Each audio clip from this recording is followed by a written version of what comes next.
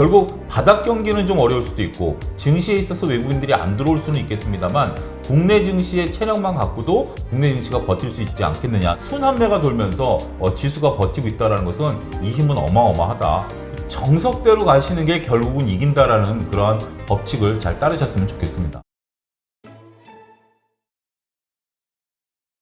YG경제연구소 차용주 소장님 오셨고요. 안녕하세요. 안녕하십니까? 네, 예. 일단 우리 소장님 오셨으니까 FOMC 회의 결과 또 소장님의 뷰를 한번 들어봐야 되겠죠. 예. 일단 뭐 2023년도에 두 번의 금리 인상이 필요하다 이런 네. 언급. 그래서 일단 나스닥도 좀 빠졌다가 파월 의장의 또 무마 발언에 의해서 예. 좀 다시 회복을 조금 했는데 이 상황을 어떻게 보세요? 일단 시장은 뭐 연준 입장에서는 지금 빠르게 뭔가를 시행하겠다 이런 부분들이고요. 연준이 바라보는 것은 시장의 모습들이 아닌데 나름대로 파월 의장과 연준이 지금 그 시장과 약간의 간보기를 하고 있다. 저는 그렇게 보고 싶어요.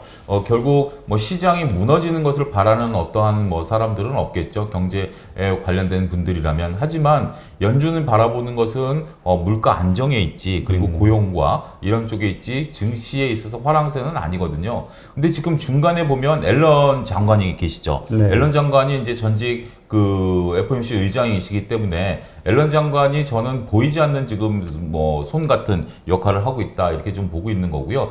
결국은 현재 지금 시장과의 어떤 소통을 통해서 금리 인상을 원활하게 하겠다 그런 정도의 의미를 좀 부여해야 되지 않겠는가. 어쨌든 정해진 수순으로 가는 거니까 이게 뭐 시장의 악재다 호재다 저는 그런 논의를 한다라는 게 별로 그렇게 의미는 없어 보여요. 어차피 지금 연준이 이 정도 경기 상황에서 금리를 이제 정상화하는 단계로 가야 되지 않겠습니까? 그리고 테이퍼링이라는 것도 어떻게 보면 정상화 단계에 저는 있다라고 보는 것이지 지금 기존에 없었던 새로운 정책을 펼치는 게 아니라 원래 연준이 할 수 있다라는 것은 과거에는 그 정상적인 방법이라면 금리 정책하고 지불 준비금을 가지고 그 통화량을 조절하는 이러한 것들이었는데 지금 그런 것들을 할 수 없는 상황 아니겠습니까? 따라서 비정상의 정상화 과정이지 이런 것들이 시장에 충격을 준다라든지 아니면 새로운 논의의 시발점이다 이렇게 보는 시각은 조금 너무 이 본론에서 벗어난 얘기가 아니겠는가 이렇게 좀 말씀드리고 싶습니다. 네, 그렇군요.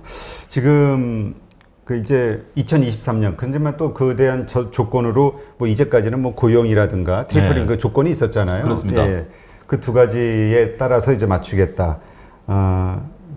그러나 지금 얘기하는 거 보면은 경제 회복 정도에 따라 이제 이렇게 좀 맞추겠다, 예. 그 결정하겠다, 예. 이런 것들이 결국은 좀 시기가 앞당겨지는 거 아니냐라고 불안해하는 분들도 있거든요. 시기가 앞당겨지는 부분들은 좀 있을 것 같습니다. 지금 코로나19 백신 효과가 빠르게 나타날 것으로 보여지고 있거든요. 네. 그러니까 이제 우리가 이제 3월 정도에 처음에 얘기가 나왔을 때만 하더라도 다소 느긋한 그런 비율을 좀 보여왔었죠. 그러한 것들은 그때 당시만 하더라도 코로나 백신의 존재가 이렇게까지 확연히 드러난 상황은 아니다라고 말씀을 드릴 수가 있겠고 지금 현재 코로나19 백신이 미국은 50%에 육박하고 있고 우리나라도 20%에 육박하면서 빠르게 하고 있지 않습니까? 저도 아스트라제네카를 맞았습니다. 지난주에 그래요? 맞았는데 이게 맞기 전과 맞고 후에 어떤 생각의 차이가 발생하더라고요. 그러니까 그 전에 이제 우리가 이 백신에 대한 막연한 공포감 뭐 이런 것들이 해소됐다라는 걸 떠나서 이제 뭐든지 할 수 있다는 자신감이 좀 생기고 뭐 여행에 대한 뭐 이런 것들은 이제 부차적이다 하더라도 사람을 만나는 데 있어서 저도 이제 방송을 많이 하니까 그 전에는 사람을 만나는 게 조심스러웠었는데 이런 것들이 이제 정상화됐다라고 보여지면 이게 이제 경제가 이제 정상화되는 단계 아니겠습니까? 이런 속도감들이 이제 붙기 시작하면 경제가 생각보다 빠르게 될 것이다. 그러니까 3월과 지금 6월 사이에 코로나 백신이라는 변수가 하나 생겨버린 거죠. 그렇죠. 이런 변수가 생김으로써 지금 경제 지표도 가파르게 올라가고 있고 그렇다면 연준이 가만히 있지 않겠죠. 우리가 금리라는 게 두 가지 모습 아니겠습니까?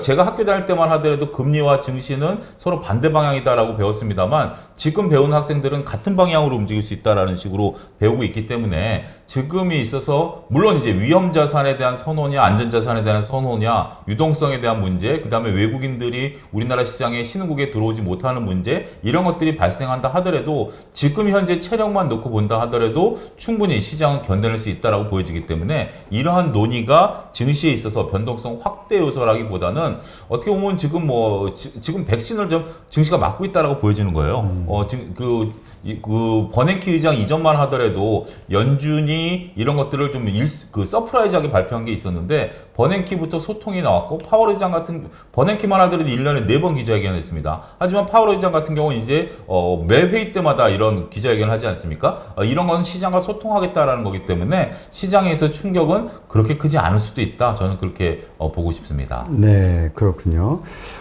지금 지표 보니까 지난번에 미국 경제 회복률이 성장률이 6.5%인가 그렇죠. 뭐 그랬었죠. 예, 근데 지금 예. 7%로 올린 것 같던데요. 예. 지금 현재 그만큼 미국이라는 거대한 코끼리가 뛰기 시작했다. 저는 그렇게 표현을 좀 드리고 싶은데요. 우리나라도 현재 지금 뭐 4%대 경제 성장 지금 IMF에서 보고 있고 중국도 거의 뭐 10%대 경제 성장률을 보고 있고 물론 이제 기저 효과입니다. 작년 대비해서 올해 이만큼 가파르다라는 거고 내년에 또 이런 연율 상승세가 나타나기는 쉽지는 않을 것으로 그렇죠. 보여지긴 합니다만 어찌됐든 지금 상황에서는 최악의 국면을 벗어나면서 이제 경기가 빠르게 지금 물동량들이 늘어나고 있다라는 것들을 보게 된다라면 인플레이션 당연히 이제 어떻게 보면 수순이라고 봐야 되겠죠. 근데 이러한 수순들을 연준이 그냥 빠르게 진행하기보다는 눈치를 보기 시작한다라는 거죠. 그러면서 서서히 진행한다라는 겁니다. 테이퍼링만 하더라도 지금 빠르게 시작할 거다라는 논의가 있습니다만 지금 당장 얘기가 나오는 것은 연준 회의가 이제 7월 달하고 9월 달에 있거든요. 9월 말과 7월 말에 있는데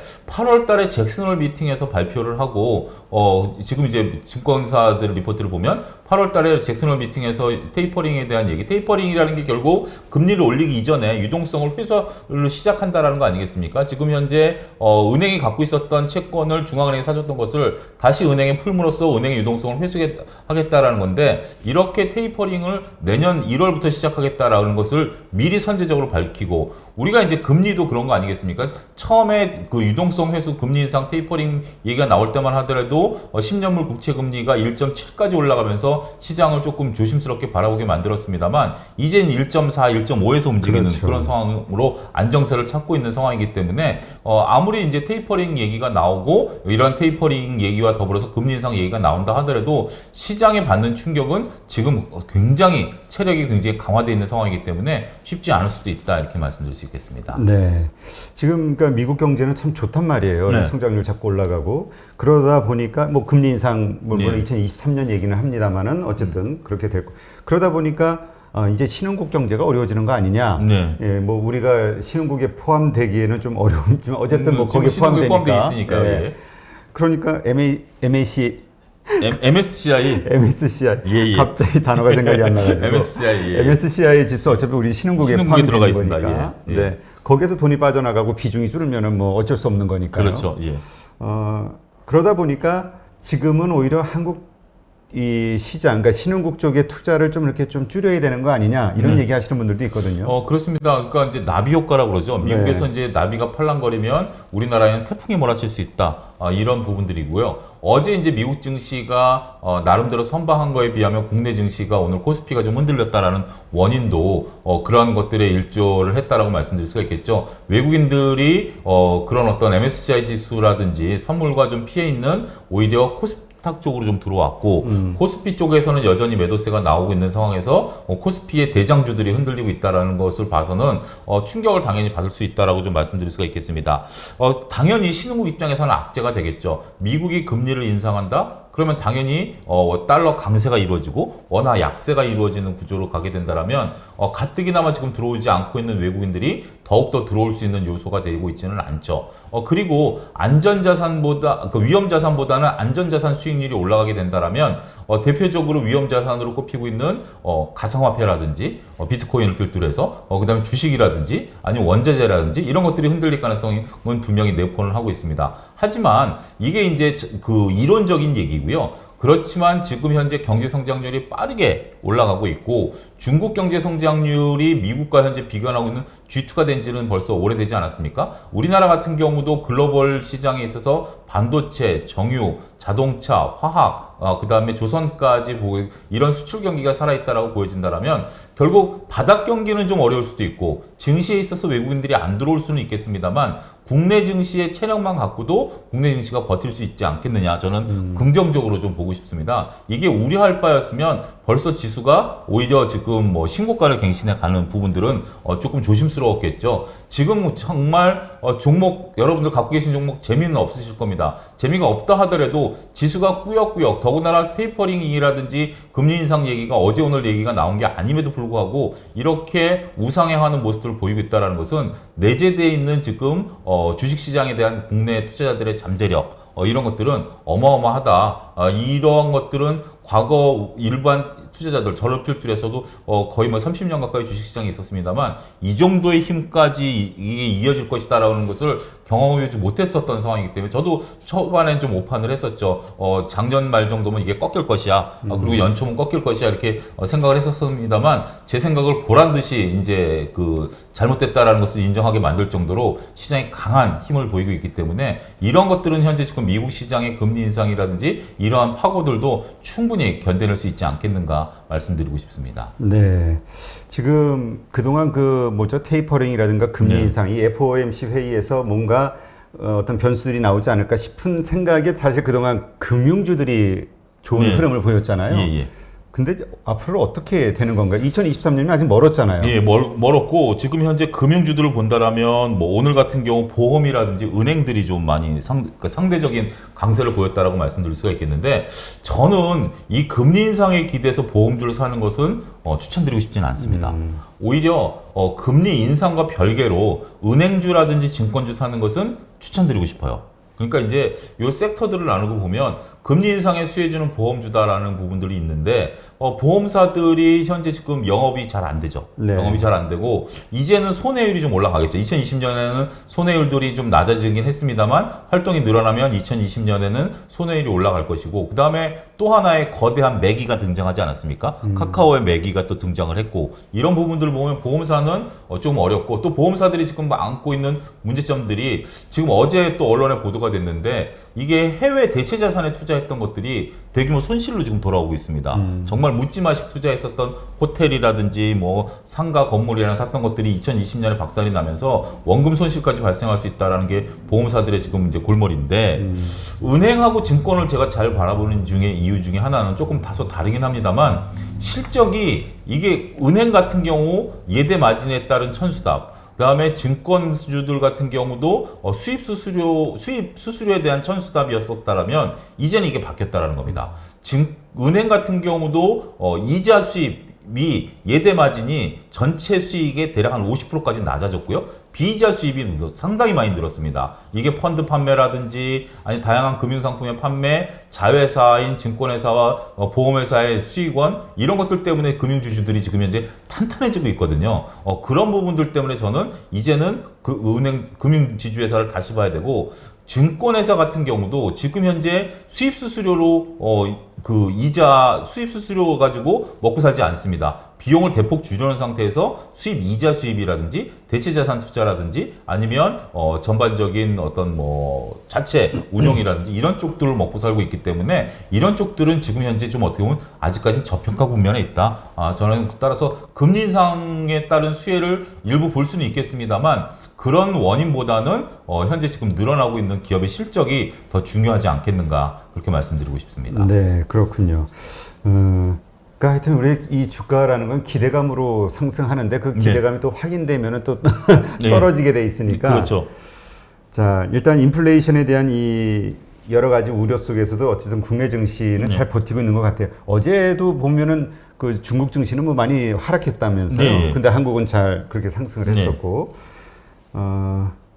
일단 외국인의 이 어떤 매수세 이게 없음에도 우리 개인 투자자들의 힘으로 지금 버티고 있는 것이다 이렇게 봐야 되는 거겠죠? 그렇습니다. 거기에 이제 가끔 힘을 조금씩 이제 이렇게 푸시라고 그럴까요? 하고 있는 게 외국인들이다라고 말씀드릴 수가 있겠죠. 지난번에 코스피가 3,200선을 재탈환할 때도 외국인들의 푸시가 있었고요. 오늘 이제 코스닥이 1,000선을 넘어설 때도 외국인의 푸시가 있었죠. 이런 것들이 들어와 준다라면 그 지금 현재 약간의 벽으로 작용하고 있는 부분들을 우리가 이제 파도 같은 경우 확 밀면 물이 스무스하게 넘어가는 것처럼 그런 역할을 당연히 해줄 수는 있겠습니다만 지금은 이제 뭐 외국인 없어도 우리가 밀고 나간다. 65조 대를 지금 현재 여전히 고객委託금이 좀 자리매김하고 있는 상황이고 현재도 보면 이게 지금 주식 활동 인구가 전체 갤럽 조사를 보니까 전체 그 이 경제 활동 인구의 3분의 1이에요. 네.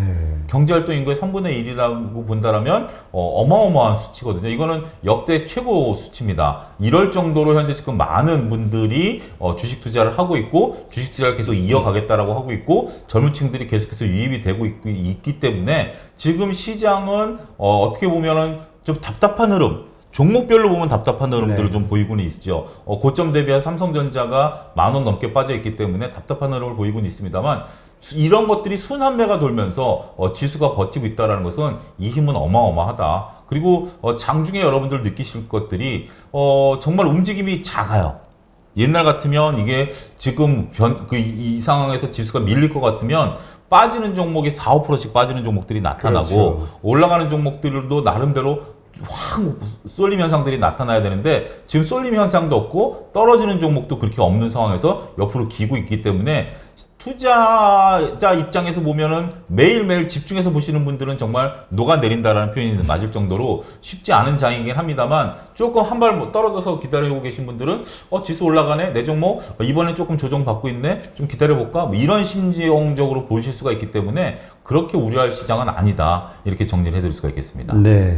사실 아마 모든 주린이 분들이 아마 그런 심정일 거예요. 내가 가진 주식이 올라야지 기분이 좋은 건데. 당연하죠. 뭐야, 내 거는 그냥 이렇게 횡보하거나 아니면 네. 마이너스거나 아니면 약간 올랐는데, 예. 뭐 카카오 보니까 2주 동안 예. 뭐 20% 올라가고 30% 올라가고 어떤 거는 뭐 10% 올라가고 이러면은 짜증나죠. 예. 박탈감에. 맞습니다. 짜증이라는 표현이 정확하고요. 제가 증권사 다닐 땐 그랬습니다. 이제 주식 잘 못 보시던 분들, 그때 당시만 해도 인터넷이 이렇게 발달할 때가 아니니까 지수 올라갔다는 뉴스가 나오면 고객분들이 전화가 옵니다. 차부장, 오늘 지수 올랐으니까 내 계좌는 어떻게 됐어? 딱 보면 계좌가 빠져 있거든요. 그러면 정말 대답하기가 어려운 상황인데 지금 상황이 이제 그런 상황이다. 이런 것들도 주식시장에 있어서 보면 우리가 2020년에는 새로 들어오신 주린이분들이 경험해보지 못했던 시장인데 이게 일상적인 시장입니다. 어떻게 보면 2020년에는 정말 버티면 다음날 7, 8%씩 올라가지고 이게 오르면 저게 올라가고 뭐 이런 식이었다라면 이젠 그런 시대는 아니다. 그래서 지금은 단기간에 어떤 시세 차익을 거두시려고 보신다라면 정말 답답하고 녹아내린다라는 표현이 맞을 정도의 시장이 되긴 하겠습니다만 긴 호흡으로 놓고 보면 지금은 이런 시장이기도 해요. 빠지는 종목은 별로 없고 그러니까 빠진다라는 게 물려 있으신 분들은 있죠. 고점에 잡으신 분. 지금 안 오르는 업종이 없는 것 같아요. 순환매를 아주 그냥 골고루 오르는 것 같아요. 골고루 정말 평탄화 작업이 이루어질 정도로 우리가 성장주 올라가고 가치주들 이제 코로나 정국에서 못 오르는 거 아니야 하니까 성장주 치면서 가치주들 다 올라와줬고요. 그 다음에 다시 이제 또 성장주 그동안 못 올랐으니 잘못된 거 아니야? 성장주 또 다 올라와줬고요. 그리고 어떤 업종 같은 경우 상대적으로 덜 올랐다? 뭐 코로나19로 인해서 여행이라든지 이런 쪽들 다 박살났다가 다시 또 다 올라와주고 하기 때문에 물론 수익률의 차이와 여러분들의 매매 시점에 따른 차이는 발생할지언정 대부분의 업종이 코로나19 이전을 회복을 했고 코로나19 이후에 어떤 성장 가능성에 대해서는 다들 반영이 돼 있는 상태다. 이렇게 좀 말씀드릴 수가 있겠습니다. 네. 사실 앞전 일부에서도 제가 현대모비스 저도 이제 가지고 있는데 5월 초인가 중순쯤에 매수를 했는데 지금 한 수익률이 4%, 4.5% 정도 되거든요. 네. 이거 되게 답답하게 느껴져요. 그렇죠. 근데 사실은 이거 좋은 거거든요. 그렇죠. 지금 네. 은행 수익률로 따지시면 벌써 한 2개월 사이에 5% 수익률이 났다라는 것은 이거는 굉장히 높은 수익률이죠. 그러니까 우리가 이거 되게 답답해하고 이거 주식 잘못 산 거야라는 종목을 잘못 픽한 거야라고 생각이 가끔 들 때도 있는데 결국 이러한 거는 저부터도 이 작년에 대한 그렇죠. 뭐 작년에 제가 투자는 안 했습니다만은 막 그 높게 상승했던 그리고 주식으로 막 이렇게 크게 벌어야 된다는 이런 그렇죠. 어떤 나도 모르는 어떤 의식들이 잠재해 있는 거 아닌가. 그렇습니다. 사실 돌아보면 저도 주식 투자를 제가 2001년도부터 시작했나 막 그럴 건데 그냥 이런 거잖아요. 사실 이렇게 올랐다 이렇게 떨어졌다 우량주 중심으로 투자했을 그렇습니다. 때는. 맞습니다. 근데 저도 그걸 잊고 있었던 것 같아요. 이제는 그 뭐 모든 운동이 그렇듯이 이게 잘 나갈 때 조금 분명히 있습니다만 몸에서 힘을 빼라라고 하는 거 아니겠습니까? 지금 우리가 2020년을 생각하신다라면 지금 다들 잔뜩 힘에 들어가 있어요. 이런 것들이 어디서 나타나냐면 고객 그 예탁금 중에 미수금이라는 게 있습니다. 그러니까 이제 우리가 1,000만 원이 있으면 우리가 3일 수도 결제니까 예를 들어서 월요일 날 1,000만 원어치 주식을 사면 수요일 날 돈이 빠져나가죠. 그렇죠. 요걸 이용해서 월요일 날 3,000만 원어치 주식을 사고 수요일 날 요 2,000만 원 대해서 돈을 입금하든지 팔든지 그렇게 하는 그 매매 방식이 있는데 이게 보통 이제 그 미수로 이제 우리가 주식을 산다라는 건데 그러면 만약에 수요일까지 팔거나 돈을 메꾸지 않으면 목요일날 반대 매매가 나가거든요. 이 수치가 보통 4에서 5% 정도 총 미수금에 매일 발생하는 미수금의 4에서 5%가 이제 4일째 되는 날 반대 매매 나갑니다. 그렇죠. 근데 최근에 이 수치가 10%까지 올라갔어요. 그러니까 그렇다라는 얘기는 미수로 내가 돈이 작으니까 이게 특히 주린이 분들의 젊은 층들이라는 그런 전원인데 돈이 작으니까 그렇죠. 내가 한 방을 좀 노려야 되지 않겠는가. 지금 말씀하신 것처럼 카카오도 올라가고 뭐 여행주들 뭐 하루 올라가고 뭐 오스템 임플란트 같은 게 오늘 7% 올라가고 하면 만약에 이걸 내가 3배까지 레버리지를 잃게 된다면 7% 올라가면 20%까지 수익이 나는 거 아니겠습니까? 그렇죠. 3일 사이에 이렇게 했다가 만약에 이게 꺾이게 되면 돈도 못 메꾸고 팔지도 못하니까 반대면 나가는 수치가 됐다라는 것은 시장에 있어서 얼마만큼 투자자들이 조급해 있느냐를 알아볼 수 있는 바로미터거든요. 그런 것들에 대해서도 여러분들이 한번 좀 혹시 거기에 속해 계신다라면 어차피 주식시장은 매번 열리고요. 종목은 매번 나오니까 조금 관망하시는 것도 좋다라고 말씀드릴 수가 있겠습니다. 네. 그러니까 저도 이제 계속 작년에 투자를 안 하면서 이제 그 뭐죠? 이 뭐라 그러죠? 이 리서치 참관자. 예. 참관자의 입장으로 이렇게 보면은 투자할 때 가장 중요한 게 물론 투기성 어떤 그런 거 할 때도 있습니다만은 좀 이 심리가 평안해 있어야 이제 정상적인 판단과 그렇죠. 이런 거를 할 수 있는데 뭔가 잘 모르면서 흥분한 듯한 그런 느낌을 많이 받았거든요. 어떻게 보면 조금 그 주식시장이 그 제가 오늘 어떤 분을 만나서 얘기했는데 그 카지노 관련주를 좀 얘기를 했어요. 그러면서 이제 얘기를 하면서 과연 강원랜드가 옛날의 명성을 찾을 것인가 했더니 그분이 대뜸하시는 말씀이 지금 카지노판이 매일 가상화폐 시장에서 열리고 있는데 누가 강원랜드까지 가서 카지노를 하겠느냐. 좀 이제 그런 우스갯소리를 하시더라고요. 그러니까 이제 조금 지금 이 시장에서 접근을 어떻게 하느냐인데 게임 하듯이 접근하시거나 그런 것들이 지금은 어떻게 접근하든지 간에 2020년은 웬만해서는 다 수익이 났죠. 근데 지금부터는 그런 것들이 여러분들에게 도구로 다가올 수도 있다. 이런 점들을 조금 경험자로서 조금 말씀드리도록 하겠습니다. 네. 사실 저도 이렇게 개인적으로 아는 부자들 만나봐도 그냥 1년 수익률 10%면 너무 고마운 거지. 5%도 그렇죠. 너무 좋은 거지. 이런 얘기 하거든요. 예. 그래서 그분들은 세금도 없고요. 예. 우량주 사놓고 아예 안 보는데 네. 이제 우리는 어떻게 빠른 시간 내에 이걸 불려볼까 싶은 생각이 그리고 그렇죠. 이거 뭐죠? 이게 사고팔고를 좀 하면서 네. 좀 이 종잣돈을 좀 불리고 싶은 이게 이제 자금이 좀 적은 분들이 그렇죠. 근데 한 가지 제가 이제 또 뭐 잔소리 비슷하게 말씀드리면 워렌 버핏이 쓴 그 우리나라의 그 주주 서한 관련 책들이 몇 권 있어요. 거기 보면 어떤 책에 보면 이 주주 총회에 참석한 인원수가 나온 게 있어요. 그 앞에. 근데 보면 워렌 버핏이 60대 이전에는 참석자가 몇백 명, 몇천 명 수준이었습니다. 근데 60대 이후부터 몇만 명 수준으로 확 불어났어요. 이게 복리 효과인데 워렌 버핏이 미국에서 유명해진 것도 60대 이후고요. 돈을 번 것도 60대 이후예요. 그러니까 그렇게 지금은 돈을 모아가지고 조금씩 매년 여러분들 10%씩 복리로 불어난다고 생각해 보세요. 여러분들이 지금보다 20년 뒤에 지금의 부는 어마어마할 거예요. 근데 만약에 20년 뒤에 한쪽에서는 10%씩 따박따박 올라가 지금은 답답해 보일 수가 있죠. 하지만 그렇게 늘어나는 거하고 지금 당장 내가 100% 200% 노리다가 원금이 깨지는 거하고 이거는 어마어마한 차이를 발생할 수 있다는 점도 정말 8.15 우리 모니터 보시는 분들은 정석대로 가시는 게 결국은 이긴다라는 그러한 법칙을 잘 따르셨으면 좋겠습니다. 네. 그래서 이제 많은 분들이 고민하고 있는 게 요즘 이제 순환매 장세다 보니까 그렇죠. 내가 가지고 있는 거 안 오르는 이 주식 팔고 그러니까 손절을 하더라도 혹은 조금 요 조금 먹었지만 그냥 기다린 거 포기하고 그렇죠. 다른 걸로 옮겨 타볼까 이런 고민하시는 분들이 많거든요. 이 움직이는 이 순환매의 이렇게 테마에 좀 따라다니는 게 맞을 걸까요? 아니면 그러다가 오히려 역으로 더 물리니까 그냥 가만히 엉덩이 좀 무겁게 하고 있어야 되는 상황일까요, 지금? 어려운 가는 거죠, 걸 그건. 따라간다. 그거는 제가 볼 때는 물론 그러신 분들이 간혹 계세요. 그러니까 이제 그걸로 수익이 나시는 분들이 간혹 계신데 그거는 제가 볼 때는 낙타가 바늘구멍 들어가기보다 더 힘들다라고 보여지고요. 만약에 여러분들이 만약에 오늘 오스템 임플란트 아침에 샀으면 6% 났고 어제 같은 경우 뭐 다른 종목 샀으면 또 종목이 났고 그 전에 카카오 샀으면 또 났고 이렇게 매일매일 참 희한하다. 저 어떻게 종목이 매일매일 돌아가면서 이렇게 올라가지? 이걸 누군가 분명히 사니까 이렇게 올라가는 거 아니야? 나도 그걸 좀 사볼까? 불가능합니다. 절대 불가능합니다. 그거는 여러분들이 이렇게 따라 살아간다라는 것은 일단 두 가지 면이 있었어요. 하나는 알 수가 없어요. 이걸 알면 정말 여러분들 꿈 같은 거 아니겠습니까? 모든 투자자들이 바라는 게 뭔가요? 내일자 신문 받아보는 거 아니겠습니까? 내일자 신문을 받아보면 제일 먼저 펼칠 게 주식 시세난을 보고서 올라간 걸 다음날 사겠다라는 모든 여러분들 이 얘기를 들을 때 웃으시는 분들이 있는데 저도 그런 꿈 꿨어요 옛날에. 그렇죠. 모두가 다 꾸는데 그건 꿈일 뿐이에요. 그거는 이루어지지 않는 거고요. 두 번째는 수수료에 녹아버립니다. 맞아요. 예, 수수료에 녹아버리기 때문에 이 수수료 기회비용 대신 수수료가 더 커져요. 이거는 이론적이건 실질적이건 이건 증권에서만 좋은 일 시키는 겁니다. 따라서 여러분들은 그렇게 하지 마시고 그러면 어떻게 해야 되느냐? 저한테 오히려 반문하실 수가 있죠.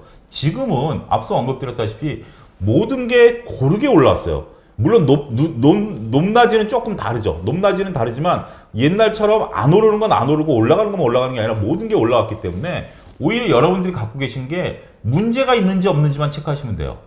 지금 이 장에서 완전히 소외되거나 갑자기 무슨 유상증자를 한다거나 무슨 어떤 돌발 악재가 생긴 종목이 아닌 이상은 여러분들이 갖고 계시면 지수가 올라감에 따라서 자연스럽게 올라갑니다.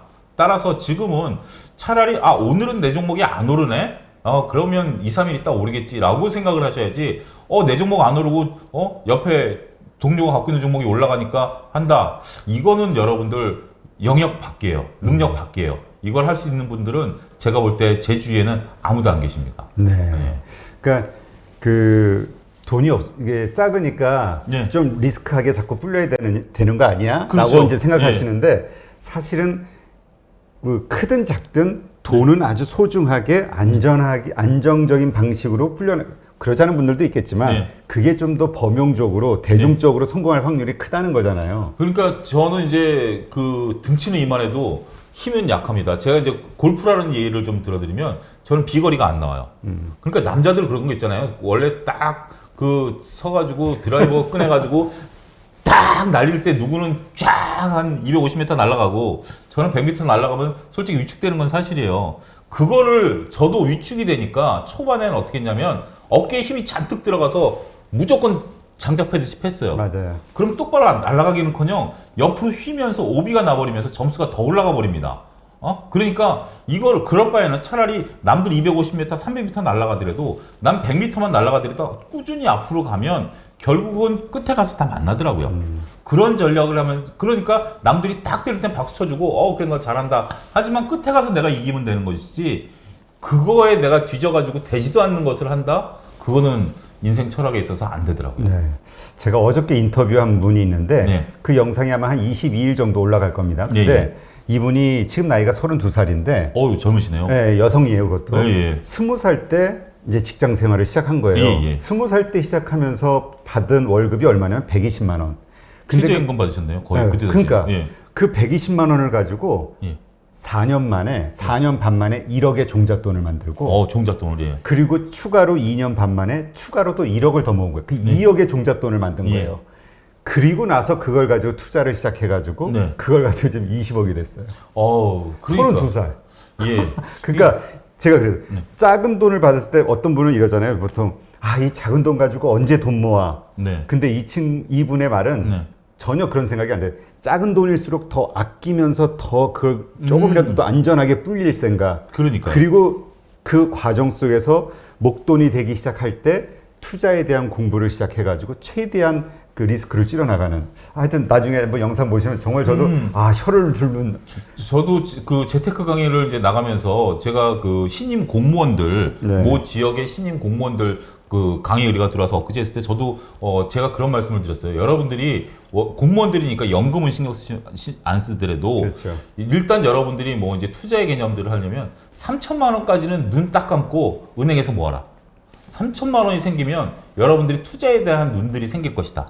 그 다음부터는 이제 되는 부분이니까 너무 작은 돈 갖고 200만 원 갖고 레버리지 이렇게 해서 주식하려고 하면 솔직히 200만 원 갖고 더블 나도 200만 원 나는 거 아닙니까? 그거는 별로 의미는 없어요. 그러니까 여러분들이 모든 그 투자의 대가들이 얘기하는 게 집부터 마련하고 알렉산더 엘더부터 시작해서 피터 린치도 그렇고요. 그런 사람들이 얘기가 집부터 마련하고 모든 사람들이 얘기하는 게 여유 자금을 모아서 어느 정도 규모가 경제가 되면 그걸 갖고 서서히 시작하면 여러분들도 뭐 1, 20년 뒤에는 뭐 빠르면 5, 6년 뒤에도 정말 이 815 TV 웃으면서 보실 수 있지 않을까 말씀드릴 수 있겠습니다.